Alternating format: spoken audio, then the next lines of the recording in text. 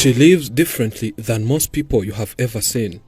She has never cut down her hair ever since she was born.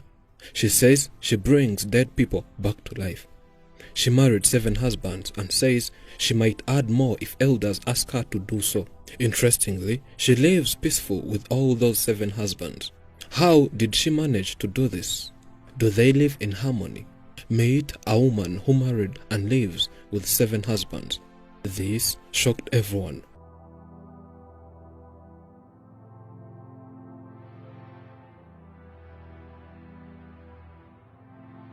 Marriage is legally or formally recognized as the union of 2 people as partners, mainly a man and a woman.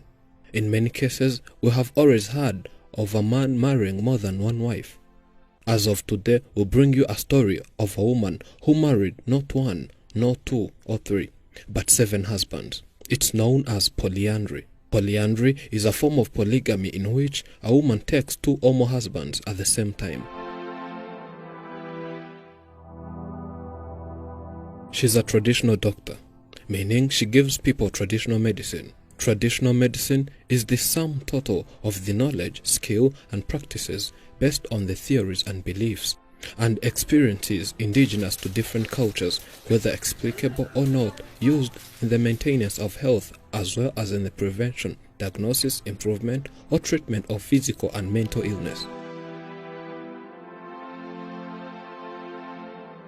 She says she uses power from the dead to heal other people. She believes she can also bring back life of people after death. Abantu bakera bapfuye bakagaruka. Baba barapfuye ari abantu bagiraga neza bakifuza ko nabandi bantu batahura n'ibibazo. Nibwo baduhaye izo mbaraga ngo tujye tuvura abantu be guhura n'ibibazo. Ujya wumva wa mugabo bita Samusoni wo muri Bibiliya. Umusatsi yari afite ni nk'uyu wanjye rero nanjye. I'm the only child at home. This hair of mine is from the family. Even my grandmother never shaved her hair, and that's where I get my superpowers from. Think you have ever heard of the biblical icon, Samson, who was renowned for the prodigious strength that he derived from his uncut hair. She says that even her neighbors don't understand how one can marry more than one husband. They are always shocked by her lifestyle. Here, she explains why she chose to have many husbands. As she says, she did this so as to avoid punishment from the elders. Nanjye ntabwo ari iki. Ibundi jewe nahubiye ko ntiyobora. Nyoborwa n'abakuru. Kuba n'abagabo benshi rero n'abakuru babintegetse. As you know, I don't control myself. And living with many husbands was an order from the elders. That was when I was given these superpowers. The elders commanded me to make sure and produce more and more children. And I was told I should not have more than one child on one man. And that explains the reason why I had to marry more than 6 husbands.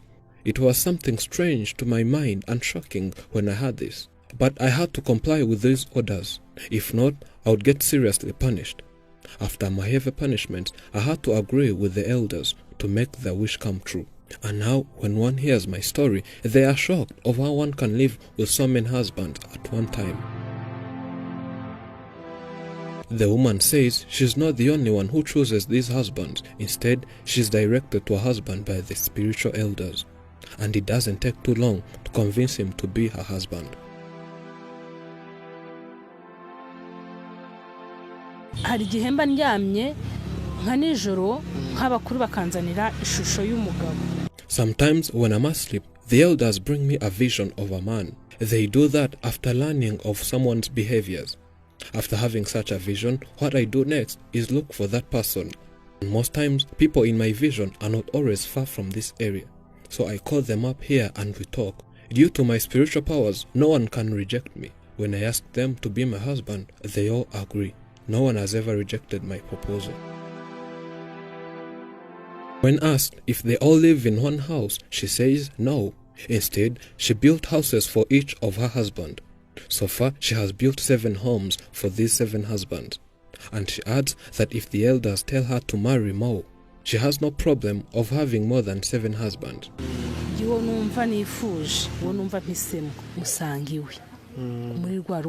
When it's time for making love, it depends on who I want. I'm the one who chooses where to sleep and make love. Because I build each and everyone a house, I visit whoever I want, and I satisfy their needs. There is no husband who has ever complained about anything, and none of them can dare try cheating on me. My superpowers can show it to me before it happens, and before one thinks of it. And I have a timetable for each and everyone. As there are 7, each one has a day that I visit his home. So far, I have produced 6 children from 6 husbands, and there remains 1 husband. hanze nyine abantu barantinya fasa umugore ubana n'abagabo gutya. People out here fear me so much that they can't even talk to me. They wonder how I live with all these 7 men, and wonder how they have never ever had a single quarrel between us. But I'm just a normal person like anyone else, though my superpowers can protect me and there is no one who can attack me. We took time and talked to the 7th husband, as others were busy doing other activities. He tells us what it feels like becoming a husband to someone who has more and more husbands. Ntabwo twakundanye igihe kirekire ariko haciyeho urukundo nta bantu bashobora kubana nawe urabizi badakunda. Well, we did not fall in love for so long. She's a doctor here. She has treated 1 million sick people, and we all love and cherish what she does. Once she took the phone, called, then invited me to her house, and then proposed me and said she wants me to be her husband. It was time for me to make a family, so I was happy for the proposal and then said yes. She's doing well and doing everything for us, and surprisingly, having other men here increased our love for each other. We don't have jealous for one another. One of the reasons we love her so much is her kindness and care. She respects us and treats us as men, which is different to what other people say.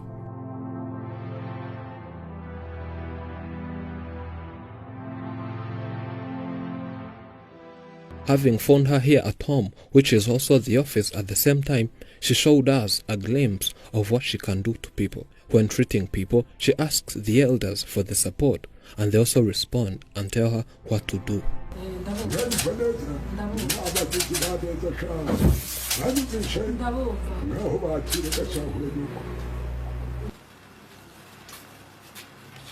Muje kwivuza mwembi cyangwa niwe wenyine?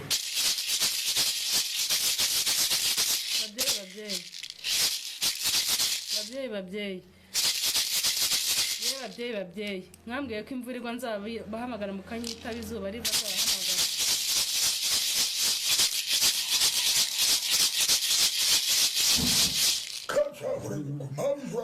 Muraho data, muraho. Abana bafite ikibazo mubyeyi.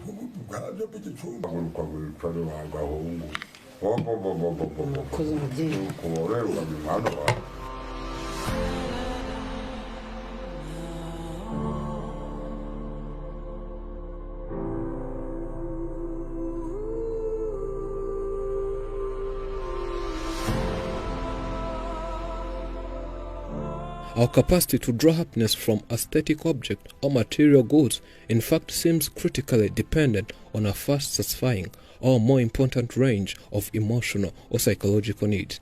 Among them, the need for understanding, for love, expression, and respect. All happiness or unhappiness solely depends upon the quality of the object which we are attracted by love. Thank you for watching. I'm Elijah and this is Afrimax English. Remember to subscribe.